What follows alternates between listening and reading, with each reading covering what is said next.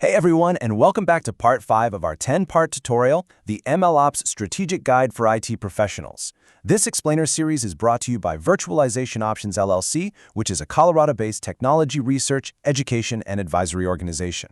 Today, we're basically putting on our hard hats. Our focus is entirely on building out your architectural blueprint. We're talking specifically about the infrastructure and the cloud platforms that are actually going to run your machine learning workloads in production. Really, this is the absolute bedrock of your entire MLOps strategy. Okay, let's dive right into this. 70%. If you are an IT manager or an infrastructure lead tuning into this explainer today, this is the metric that should instantly grab your attention. By implementing smart, strategic compute optimization in your MLOps architecture, you can yield up to a massive 70% cost savings on your machine learning training compute. Machine learning is just incredibly resource-intensive, and if you aren't architecting your infrastructure strategically, literally from day one, those cloud bills are going to completely spiral out of control.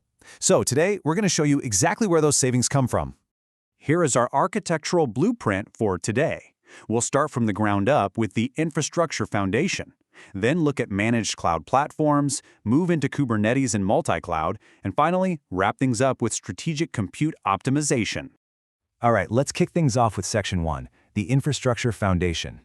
So the absolute golden rule of MLOps infrastructure is that you must never, ever provision your environments manually. You really have to leverage infrastructure as code, or IAC. This means you're using robust tools like Terraform or Pulumi to provision your ML infrastructure. Look, we all know the pain of a manual configuration error accidentally taking down a critical production app on a Friday night, right? In traditional IT, you wouldn't even dream of manually clicking through a web console to set up an environment. You script it, you automate it. Well, MLOps demands that exact same authoritative rigor. These machine learning environments are incredibly complex. You've got specific GPU dependencies, very particular driver versions, complex networking requirements. Handcrafting these environments, that's just a recipe for disaster. And what's really interesting about this slide is how these 3 little principles completely solve one of the oldest, most frustrating headaches in IT history. I'm talking about the classic, well, it works on my machine problem. By using infrastructure as code, you guarantee completely reproducible environments. So if an ML engineer's environment suddenly crashes, you can spin up an identical one in minutes. You also get version-controlled configurations, meaning your infrastructure changes are tracked exactly like software code in Git. But most importantly, you achieve perfect parity across your dev, staging, and production environments. The environment where the data scientists train the model is mathematically identical to the environment where the model is serving live customer predictions. No surprises. Moving right along, let's jump into Section 2, Managed Cloud Platforms. Once you've got your deployment methodology nailed down, you have to decide where these workloads are actually going to live. This matrix right here is incredibly crucial for IT management when you're weighing ecosystem fit. Let's look at the big 3. AWS SageMaker offers managed ML flow and their Clarify tool for bias detection. Then you've got Google Vertex AI, which integrates natively with its own experiments and explainable AI. And Azure ML brings a really comprehensive responsible AI dashboard to the table, plus arguably the strongest hybrid play with Azure Arc. So what's the main takeaway here? Well, if your organization is already deeply entrenched in one of these cloud ecosystems, leveraging their managed platform drastically reduces your operational overhead simply because things like identity management, billing, and networking are all already integrated for you. It's a very smooth on-ramp. Which brings us nicely to Section 3, Kubernetes and multi-cloud. But, what if you can't just commit to a single managed cloud ecosystem? Or what if your internal security policies simply won't allow it? And this brilliantly illustrates the core IT dilemma facing architecture teams today. On one side of the coin, you have managed platforms offering low overhead, super fast speed to market, and unmatched convenience. But on the other side, we have the build alternative, Kubeflow running on Kubernetes. Kubeflow gives you maximum flexibility. It's entirely vendor neutral. It essentially containerizes each step of the machine learning pipeline, and that allows for reproducible execution and seamless cluster scaling.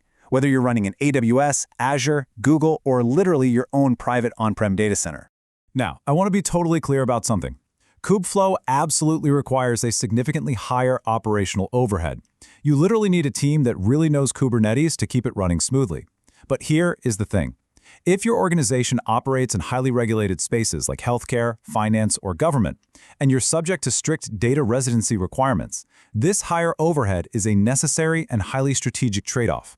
Furthermore, if your IT department has already made massive investments in Kubernetes for your standard application infrastructure, deploying Kubeflow lets you leverage that exact same talent pool and compute infrastructure for your machine learning workloads as well. Finally, let's look at Section 4, Strategic Compute Optimization. Whether you choose a managed platform or go the Kubeflow route, you still have to pay for the actual compute engines running underneath it all. And machine learning compute really has two very distinct phases. First, there's training. This is the heavy lifting, often requiring highly expensive GPUs. But remember that massive 70% savings we talked about at the very beginning of this explainer? Here is the secret to that. Training jobs are usually batch processes. They don't have to run instantly. So by utilizing spot or preemptible instances, which is basically just your cloud provider's spare capacity, you can slash your costs drastically. The second phase, inference, is a totally different story. This is your live model answering real customer queries. It requires high availability, so absolutely no spot instances here. But interestingly enough, inference rarely actually needs GPUs. Standard, scalable CPU clusters are usually going to be your most cost-effective and reliable choice for production serving. We have definitely covered a lot of ground in this explainer today. We moved from laying the foundation with infrastructure as code, through that great debate of managed platforms versus Kubeflow, all the way down to optimizing your GPU and CPU instances for the best cost. But before you finalize your architectural blueprint and move on to the next phase of your MLOps journey, I want to leave all the IT leaders out there with this critical, somewhat provocative question. Are you building for convenience today or flexibility tomorrow? Choosing a managed cloud platform might get your very first model out the door weeks faster, sure, but building a vendor-neutral Kubernetes foundation might save you literally millions of dollars and massive compliance headaches down the road. There's no single right answer for sure, but it is a decision you absolutely must make deliberately. Thank you so much for joining me for Part 5, and I highly encourage you to go review your own internal capabilities against the frameworks we've discussed today. See you in the next one.